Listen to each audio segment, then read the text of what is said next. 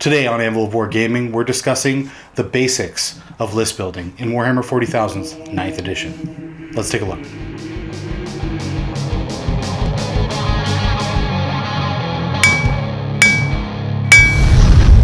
Anvil of War! Let's talk tactics!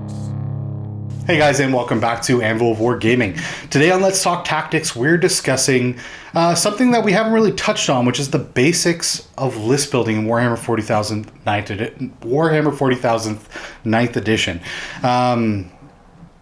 Really want to start off by saying this is going to be a bit of a like a fundamentals video for new players coming in, or maybe players that are coming back to the hobby after a hiatus and are new to Warhammer 40,000 9th edition, and kind of wondering how do I go about building my list without reading through the many pages dedicated to this in the Warhammer 40,000 9th edition rulebook. Now, before I get into this video, I do want to do a little disclaimer. I am going to put my own little personal touches on how I like to personally build my list at the end of the video, and there will be a second video to follow with more details and a more of an in-depth look at list building and my analysis on that as well. So if that's something that you're interested in, the second part of the video I will link in the comments below. I'll put the little timestamp there that you can click on to skip to. But if you're new to the hobby or you're coming back after a little while, you're going to want to pay attention to the first part of this video. Before I go any further, I do want to remind you guys, if you're enjoying our content, please click that subscribe button and show your support for the channel. You can also support us by supporting our sponsors, Red Dragon in Ottawa, Ontario. You can find a link to their website in the video description below. Anything that you purchase through them, they appreciate, we appreciate, everyone appreciates. You'll appreciate putting those kits together and building your models and painting and all the fun stuff that comes with that. Now, when we're talking about the fundamentals of list building, few things that we have to kind of touch on before we get into it, which is sort of a breakdown of how data sheets work for specific units. What is a data sheet? Talking about factions and things like that. So starting off at the top, very bare bones, we have to discuss the three different sort of types of play that you can experience with Warhammer 40,000. That being match play, open play, and narrative play. Now, match play is going to be the one that we focus on the most today. The other two are sort of more of a bring what you want to the tabletop. Open play is really just like a no holds bar, just like throw your stuff on the table. I want to bring Custodes mixed with Chaos Space Marines in my list and just do something crazy like that. That's kind of like what open play is designed to be. It's more of a just throw stuff on the tabletop and go. And it's a good introduction to playing the game. Then you have narrative play. Now, narrative play is obviously more narrative. It's very specific, scenario-driven. You find that a lot of the campaign books that are released by Games Workshop are really driven towards this, and it's designed for those players that just want to kind of follow the lore of Warhammer 40,000 and maybe play out battles and scenarios from previous books and lore releases from Games Workshop, as well as create your own sort of narrative-themed direction, we'll say. Match play is obviously the most popular of the choices. It's, we will say, the most balanced, and it's very common for, well, I mean, it is the format that's used for tournaments. It's the format that's used for most pickup games with strangers, etc. So we're going to be kind of diving into that today, and that'll be like more of our main focus. The narrative and the open play are kind of they're just subjective to depending on what you're bringing to the tabletop. But for the fundamentals, it's important to understand match play. Now, when we're looking at how a match play game is organized, basically you have two different structures of or ways to build your army. You have power rating for all of your models and their equipment, and you have points values. Now, points is obviously more heavily favored when it comes to tournaments and stuff like that. Again, pickup games, everything like that, you're typically going to see points being used.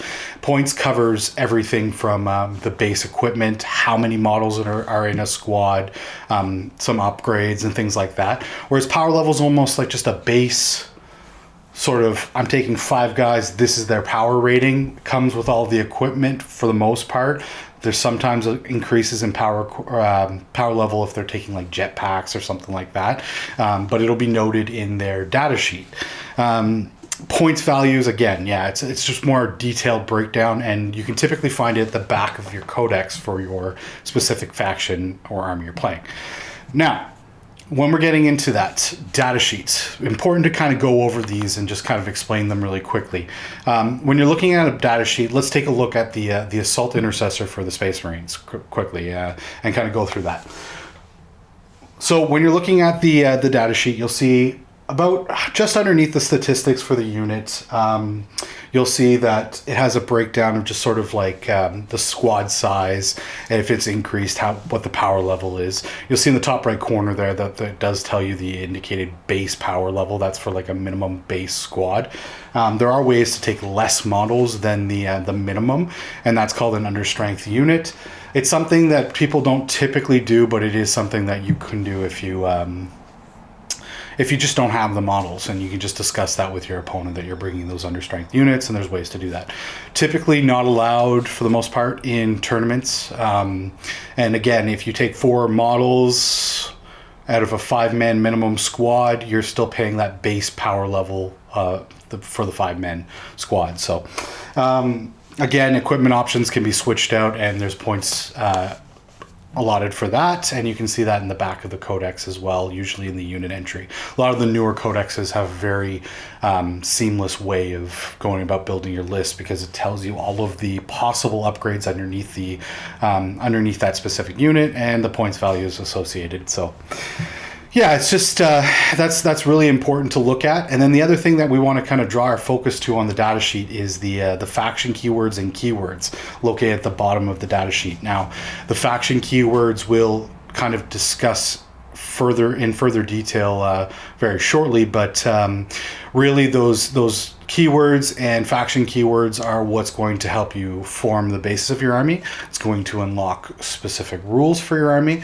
It's going to allow you access to specific stratagems. Some stratagems have specific keywords that only can be used by one unit in your army that has that specific keyword.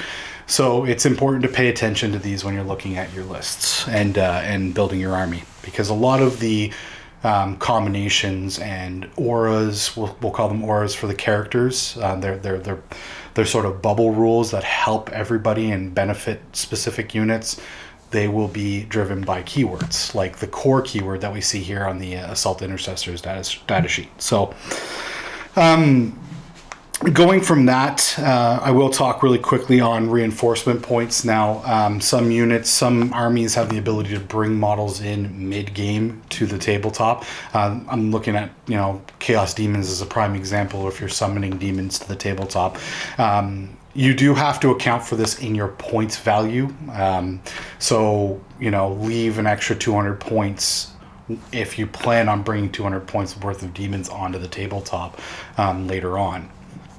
It's super important that you remember this. You should never go sort of above the set point value of your game unless the rules specify otherwise, and there could be rule changes in the future which will allow this. So just something to keep in mind.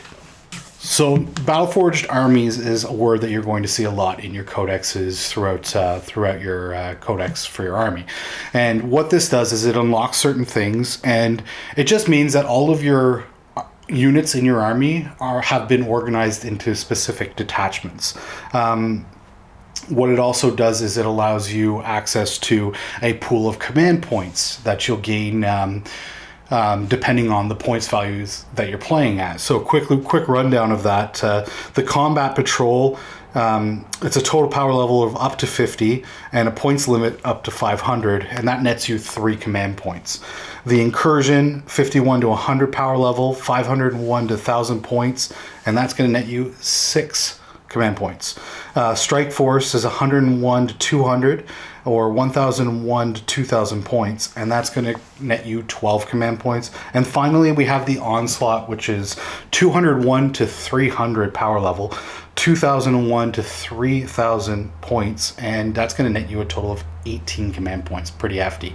Mostly you're going to see people playing the incursion or the strike force. That seems to be the more common game size, but combat patrol is really good for just getting into the hobby and just learning the bases of the rules. So where command points come in, they're going to allow you to you're going to be able to use them to do certain things throughout the game.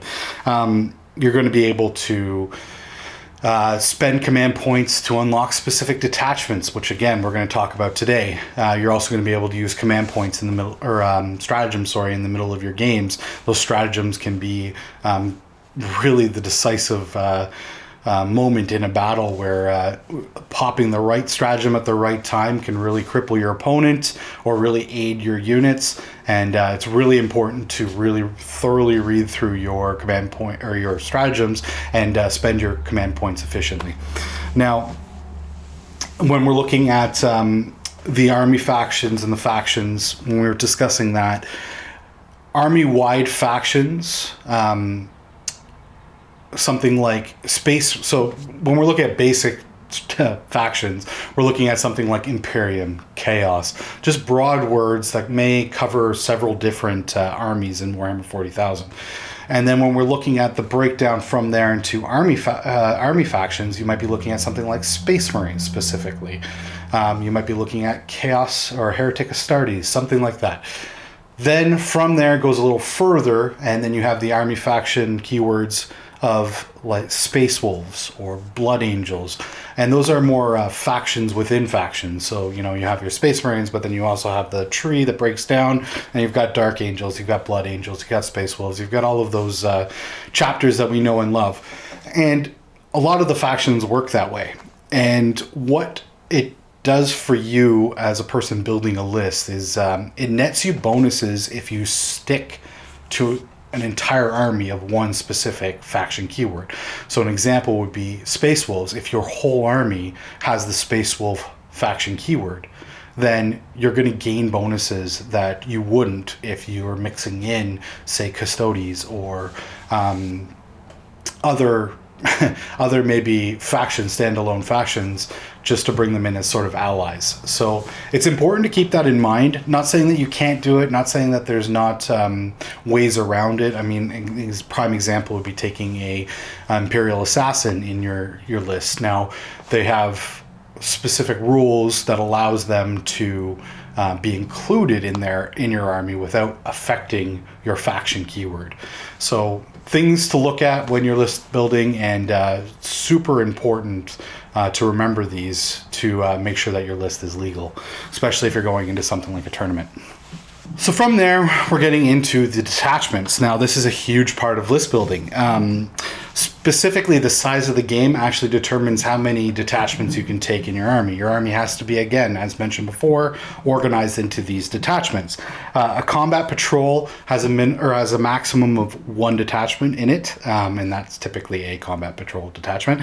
An incursion has 2, a strike force has 3, and an onslaught has 4. Now, again, a lot of the times you're going to be playing strike force. 2,000 points seems to be the regular or the most common for tournaments lately, and we might see that change. It has fluctuated over the years, so yeah, just bear in mind. Now, moving from there, when we're talking about detachments, it's important to remember that all of the units in your army have specific roles that they play, and these are battlefield roles. So an example is you have your HQ slot, so that would be something like a Space Marine captain. You have your troops choices, which would be your kind of your infantry, your baseline infantry. So looking at assault intercessors, tactical marines, when we're using Space Marines as an example. From there, you have your elites, which are typically your harder hitting infantry, or not always infantry, I shouldn't just say that, but something like Terminators, throwing them on the tabletop. They're the sort of elite and the best, sort of best of the best of the army. Then from there you go into the fast attack slot, which is basically anything fast moving, hard hitting in your army that's moving quickly up the tabletop. From there you also have the heavy support options. Heavy support you're looking at sort of your heavy firepower options for your army, maybe tanks, specific tanks, and you're looking at like artillery, stuff like that.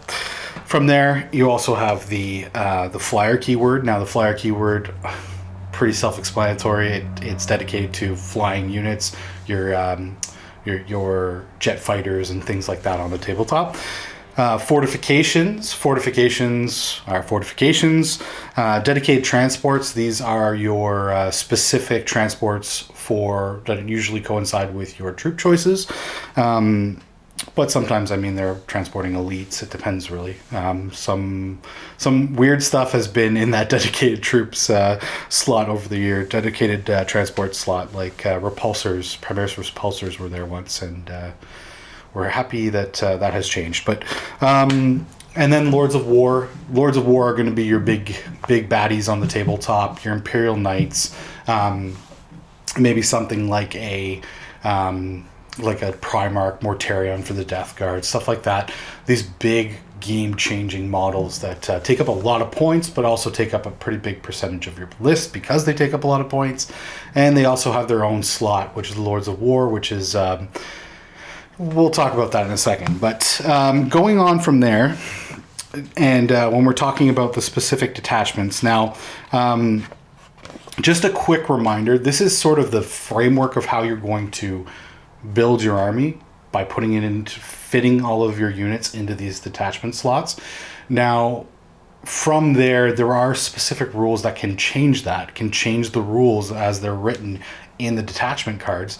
An example would be Drukhari having the ability to change like a combat patrol detachment or something like that in order to better sort of work with the way that faction works. So on Imperial Knights, as an example, they're all Lords of War. So it's important to read through your codex and understand this when you're list building as well.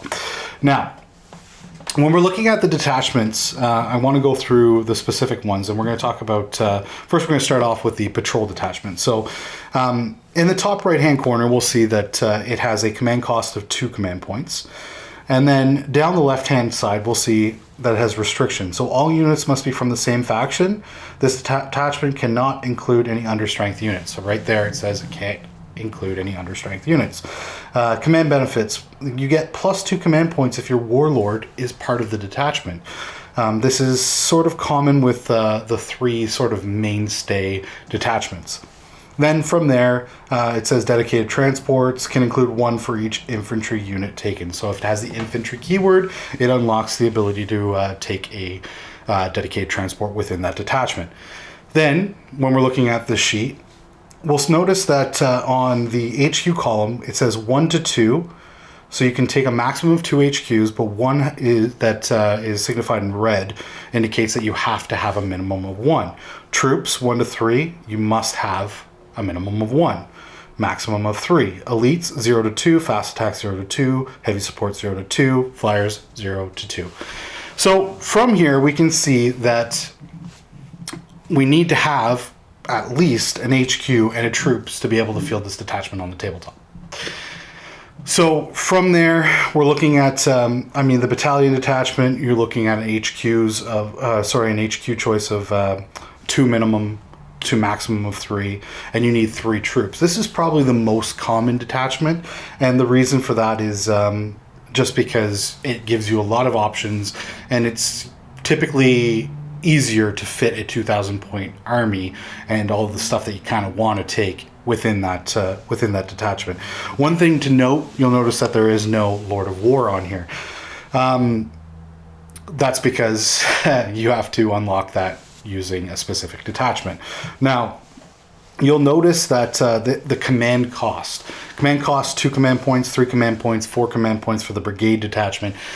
This is because you're spending the command points from that initial pool, depending on the size of the game, and you're spending that to unlock and be able to take these detachments and make your army battle forge to unlock all the rules. But you're also refunding those points if your warlord's within this detachment. Now, this changes from previous editions of Warhammer 40,000 in the sense that now you're being rewarded for trying to take a kind of a well-rounded, or maybe a slightly more rounded, slightly more balanced list, and taking one of these detachments. Now, you can still take things like the Vanguard detachment or the Spearhead detachment or the Outrider detachment, which depending on the type of detachment are going to unlock you maybe some more slots of a specific type. For example, the Vanguard unlocks you 3 to 6 elite choices. But the command cost of 3 command points, you'll notice, is not refunded if your warlord's in that detachment, which means you're paying points. You're paying your command points, which you could be using on stratagems to unlock these detachments and expand on your army. There's a couple schools of thought on this, whether or not it's worth it in the end. It really depends on if you're trying to really maximize maybe the elite choices, or for the Spearhead detachment, if you really want to take 6 heavy support choices. Because just remember that unless you're taking the brigade detachment for your bases, you're only getting a maximum of 3 heavy support, 3 fast attack for the battalion detachment, or 2 for the patrol. So it's really important to remember this as we're looking at the basis of our list building. Now, do want to really quickly touch on a few detachments here that we have. I'll call these the real specialist detachments. The Supreme Command detachment is a little bit of an oddity. It says that it has a command cost of 0 command points, and it nets you plus 4 command points if your army includes a brigade detachment, 3 if it has a battalion, or 2 command points if it includes a patrol detachment. This is a way of throwing in your big bosses. They must have the Primarch, Demon Primarch, Supreme Commander unit, keyword, and must be selected as your warlord in order to take this detachment in the first place. And what it's going to do is it's actually just a toss on. It's going to add on to your brigade, to your battalion, and it's refunding you those points anyways. So it's a way of including those big bosses in your army without affecting your list structure. Now, at the same time, if you're looking for a Lord of War, just a single Lord of War and adding one to your list, it is going to cost you 3 command points. You're going to have to take the super heavy auxiliary detachment. It nets you 1 Lord of War choice, and again has a 3 command point cost. Now, there's no command benefits to this at all, and a lot of the time it's not going to be affected by some army-wide rules. An example would be like the Baneblade for the Astra Militarum, unless you there's some rules and ways of going around that, but you'll have to do some digging in your codexes and supplements to be able to find these things. There's also the fortification network, which is 1 to 3 fortifications. Again, that costs you 1 command point. But yeah, the command benefits for the fortification network, plus 1 command point in every unit, if every unit in this detachment from the same faction, and the faction is the same as your warlord's detachment. So again, there's some pluses there. Super heavy detachment, I mean, that's the way you're going to look at running your all Imperial Knights army, and you can see that you need a minimum of 3, maximum of 5. It's going to cost you 3 or 6 command points, depending. If you have any Titanic models in there, it's going to cost you 6 command points. Otherwise, it's going to cost you 3. And again, there's certain ways, depending, like if you're looking at Imperial Knights, there's ways of circumventing this as well. It's a big part of sort of the, like, we'll say the downside to playing Imperial Knights is that. So it's... If you really want to bring an army full of heavy, or of your big Lord of War choices, like I love Baneblades, I want to throw 3 of them on the tabletop in a list, I really have to look at it this way, and I have to look at spending 6 command points to do it. Maybe of a possible 12 that you're getting, say, for a 2,000 point game. So it's important to keep that in mind. Now, that's sort of the fundamentals of building your list. You slot all these models, all of these unit choices into these detachments. You maybe put a couple detachments together. If they all share certain faction keywords, you're unlocking special rules. You're paying attention to the points values, and that's sort of how you're going to build up your army to play against your opponent. You're going to agree to a set points value with your opponent and build accordingly.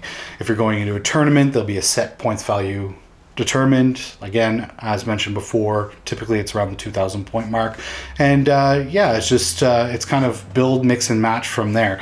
I'm going to say right now that this edition rewards flexibility and balance in your list building. You're going to gain a lot more from having a well-balanced army that's able to tackle certain tasks. And the second video that we're going to release in relation to this video is going to talk a little bit more about building your list to really complement your play style, your army's play style, and as well as your the objectives that you want to accomplish in the game, because ultimately this is an objective based game now, and we need to keep that in mind when we're building our lists. Where to start as far as playing an army, or planning to start a new army, or jumping into the game. There's combat patrol boxes that are now being released by Games Workshop, which are fantastic. They usually give you everything you need for that patrol detachment to start throwing the models on the tabletop and rolling dice. And it's really a good entry point. Usually there's a pretty good dollar, a value to that, to buying that box set as an entry point. Another thing to look at is the older start collecting box sets. Some of them are still in circulation. You can still find some at your local stores. Again, check out Red Dragon. They've got quite a few in stock, and just a good idea to kind of jump into the game that way as well. Some of those detachments are almost getting you into the battalion detachment bracket with maybe like an additional HQ and troop choice, and that's all you kind of need. Another thing to pay attention to is Christmas. Around Christmas time, holiday season, and in December, you're looking at Games Workshop releasing all of these boxes. They always do these army deals and boxes, usually a pretty good value, and good ways to start collecting an army as well. And a lot of the times those are going to be like a battalion in a box, which is pretty awesome. My personal preference for building a list, I like to start with the fundamentals. I mean, you're looking at what are going to be my 3 troop choices, what are going to be my 2 HQ choices, how are they going to benefit each other, how are we going to sort of take the feel and the strengths and weaknesses of our army, and either strengthen them or mitigate those weaknesses by picking specific units. Now, troop choices, as an example, if you know you're going to be spending a lot of points on elite choices, you might want to try to maybe not take max size squads of troops, because that might hinder you. Or maybe you want one big blob of troops in your army, and then the other 2 choices you're going to take just minimum squads, just to kind of fill those. We'll call them taxes. That's what we refer to as like a battalion or a detachment tax. We're going to look at how are we going to spend points on specific units to make our army stronger. What do we have to take in order to unlock all of these special rules that we enjoy? And sometimes that can be as simple as taking, one big intercessor squad, because I know that I'm playing Imperial Fists and I want to just shoot tons of bolter fire down the field. But then my other 2 troop choices, I'm like, maybe I'll take 2 min tac squads or something like that, tactical squads, and throw those guys in. Your HQs are super important. Hero Hammer is alive and well. You need to make sure that your characters are playing a role in your strategy. You need to make sure that they're playing an important role in helping other units, and sometimes your strategy is kind of centric to one unit being able to do something really, really well, and a lot of the times that requires a character to accompany them. Again, size of the squad might be dependent on, or the size of the unit that you're taking might be dependent if they're going in a transport. I mean, if the transport has a capacity of maybe 10 models, you want to make sure that you're taking 9 and leaving a space for your character to ride along with them, if he can or if he needs to. Again, all completely list dependent, but things to keep in mind. And really from there, pay attention to not don't get kind of trapped. You'll see a lot of really like strong power lists that focus on, like in the tournament circuit and stuff, that focus on like one really centric unit, one big scary nasty squad in an army that does most of the work. But it's a famous saying, everybody's got a plan till they get punched in the face. Well, if you lose that big scary squad, then what? Is your game gone or done? Is the game over? Are you conceding? And if that's the case, is that the right way to go? These are all questions that we will dive a little further into in the next video. But I think it's really important to keep balance in mind. And more importantly, keep in mind, this is a collection. You're building a collection of models. You're not just going out. You shouldn't, I'm going to say this flat out, you shouldn't be going out and being like, okay, this is the best unit, this is the best option in my army, I'm going to run 6 units of them, and I'm going to take the detachment that allows me to take 6 of these guys, and that's going to be my army, and that's my idea. Well, that's great, and this edition, it might do really well, and you might win tournaments with it. Congratulations, but you're one FAQ, you're one codex release away from that army now becoming possibly irrelevant. And now you're sitting with all these models that you're posting, selling, doing whatever, and you're on to another faction. And that can get costly, especially if you're coming into the hobby from like either from a hiatus or you haven't played a single game and you're thinking this is the direction I want to go. Well, be warned that that can bite you, and maybe keep that in mind when you're building your lists. From somebody who wants to see more people get into the game, more people enjoying their games, and doesn't want to see people leaving the hobby in a huff because, well, maybe their army was kneecapped because of that. So yeah, that's really all I have to say in this video. Stay tuned for the next one where we get a little bit further into the tactics and strategies of list building that I personally employ, and some of the stuff that I've seen just in the tournament lists and in my experiences. So thanks for watching, guys, and stay tuned for the next one. Sponsored by...